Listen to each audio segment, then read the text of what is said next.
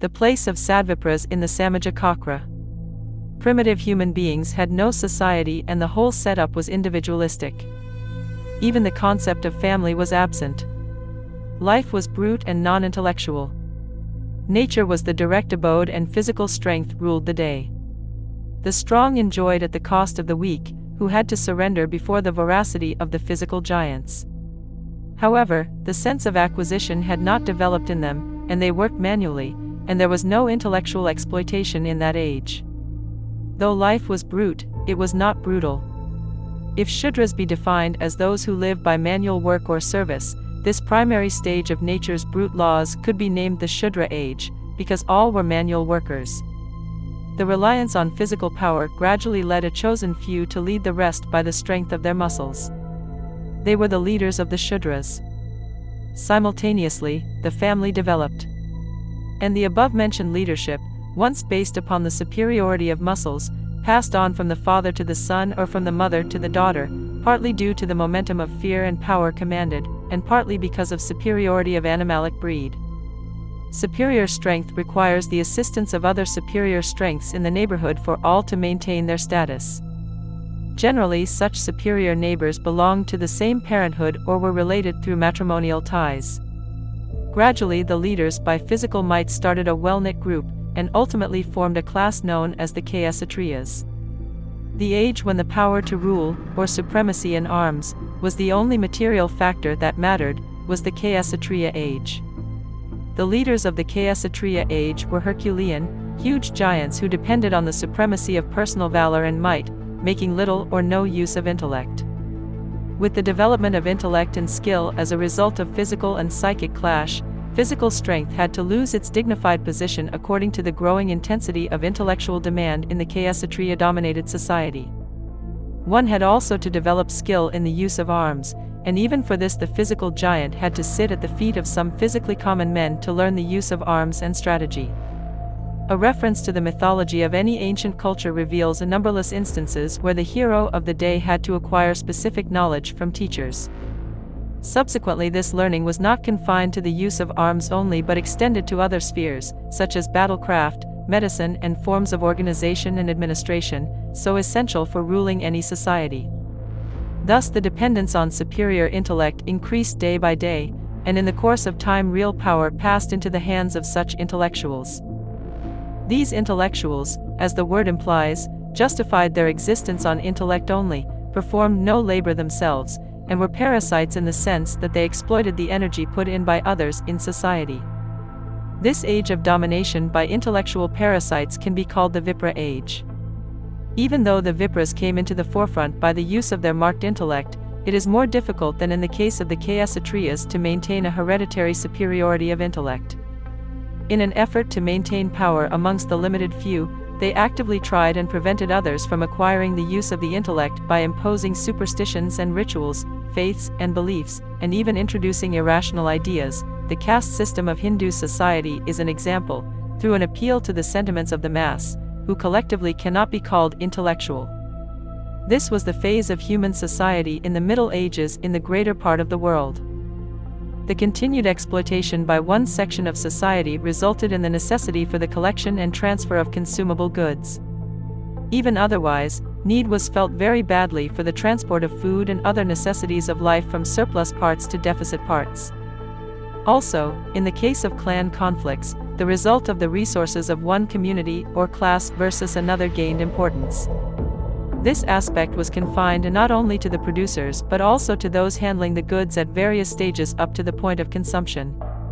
These people became known as vaeshyas, and ingenuity and summed-up production began to enjoy supremacy and importance, till an age was reached when this aspect of life became the most important factor. These vaeshyas, therefore, began to enjoy a position of supremacy, and the age dominated by this class is said to be the age of vaeshyas. Individualistic or laissez-faire sense develops into capitalism when the means of production pass into the hands of a few who are more interested in personal exploitation. At this stage it can be said that the instinct of acquisition has developed tremendously.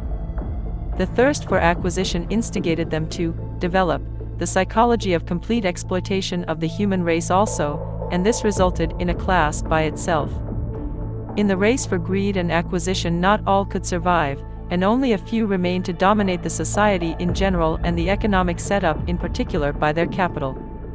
The great majority were either duped into believing that they would be allowed to share such resources, or were neglected and left uncared for want of strength and did not survive the race. Such people in society ultimately occupy the place of exploited slaves of the capitalists. They are slaves because they have no option other than to serve the capitalists as laborers to earn the means of subsistence. We may recall the definition of Shudras as persons who live by manual work or labor hard for their livelihood. This age of capitalism is the age when the large majority of society turn into such Shudras. This develops into dejection and dissatisfaction on a large scale because of an internal clash in the mind, because the psychology of society is essentially dynamic in nature and the mind itself exists as a result of constant clash. These conditions are necessary and sufficient for laborers, whether manual or mental, to organize and stand up against the unnatural impositions in life. This may be termed Shudra revolution. The leaders of this revolution, also, are people physically and mentally better equipped and more capable essentially of overthrowing the capitalistic structure by force. In other words, they are also chaos atriyas. So, after a period of chaos and catastrophe, once more the same cycle, Shudra age to chaos atriya to vipra, and so on, recommences.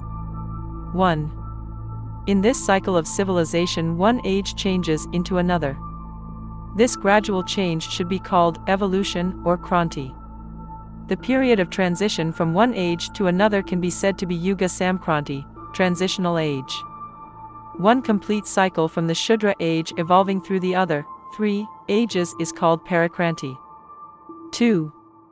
Sometimes the social cycle, samaja Cakra, is reversed by the application of physical or psychic force by a group of people inspired by a negative theory. Such a change is, therefore, counter-evolution, that is, against the cycle of civilization.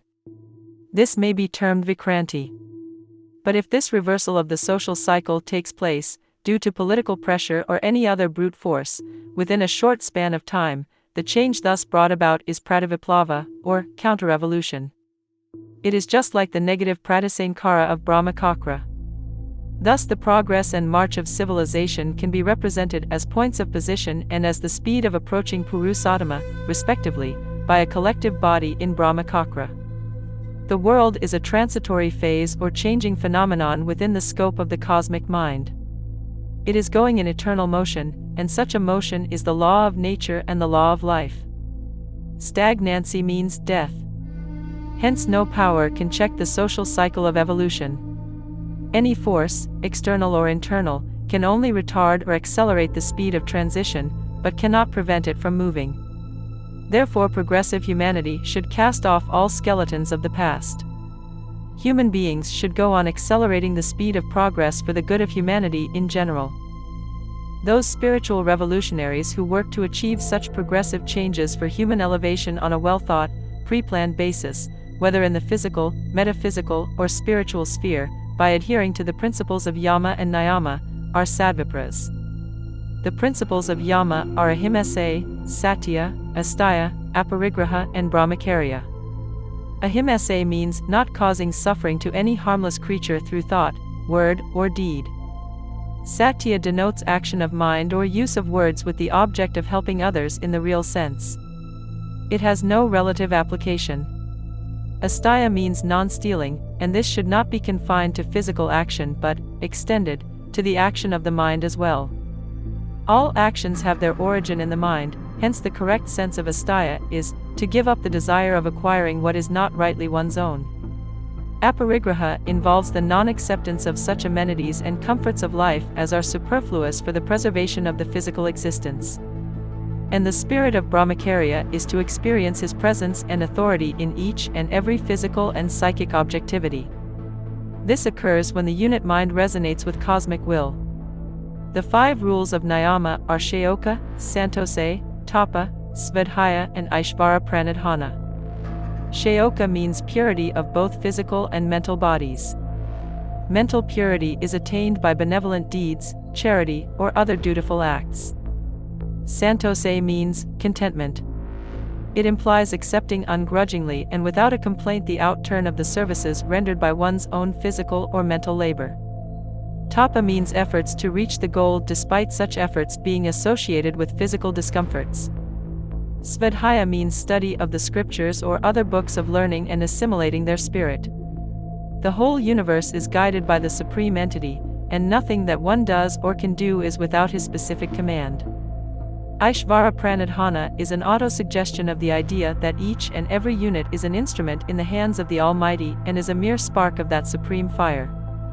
Aishvara Pranadhana also implies implicit faith in him irrespective of whether one lives in momentary happiness or sorrow, prosperity or adversity. Only those who by their nature adhere to the above 10 commands in their normal and spiritual conduct are Sadvipras.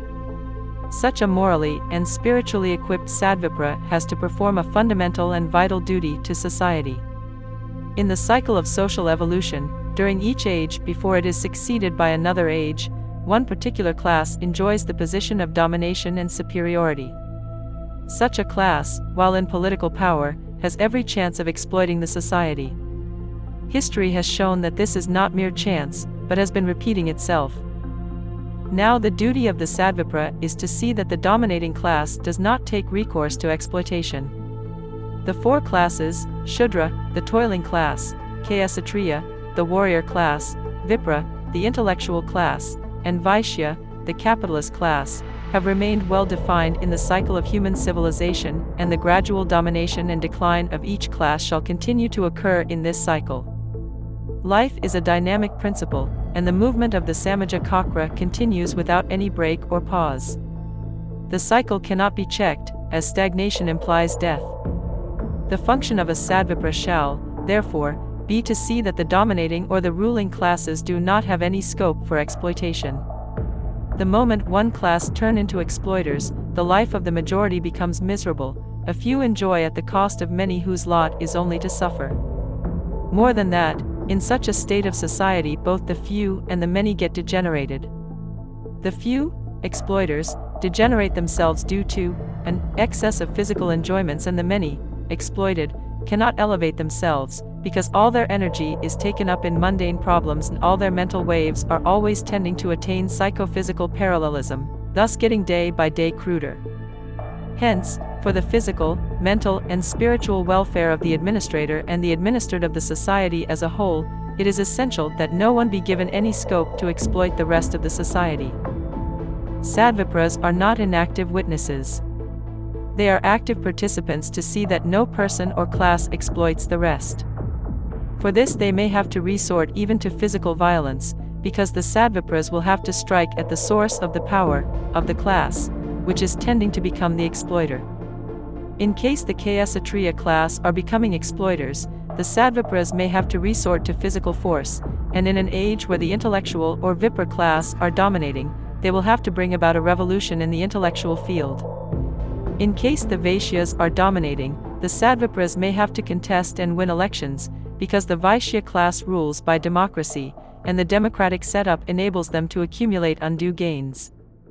June 4, 1959.